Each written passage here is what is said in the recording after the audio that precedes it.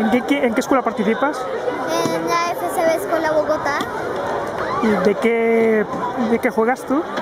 de defensa central, lateral izquierdo y lateral derecho, ¿A qué has venido a participar aquí a Barcelona? a ganar el torneo con mi equipo. Muy bien. ¿Cuál es tu futbolista preferido del Barça? Señora, señor, ¿Tu futbolista preferido del Barça? pues yo diría que Messi. Messi, ¿por qué? Pues porque a mi hermano le dicen mini Messi y pues porque siempre ha sido una de mis inspiraciones. También son los defensas de Barcelona, para mí son una gran inspiración.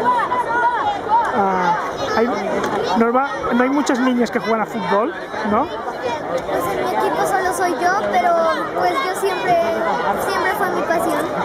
Y pues me llamo Samantha Montaña, Forero.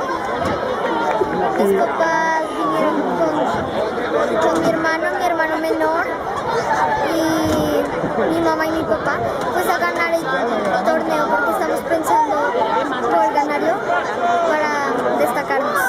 Muy bien. ¿Qué le dirías a las niñas para que se apunten a jugar a fútbol y sean más niñas? Pues niñas, no tengan miedo de jugar porque no es una obligación jugar fútbol, pues si es su pasión vayan y jueguen como ustedes quieran, hagan su vida.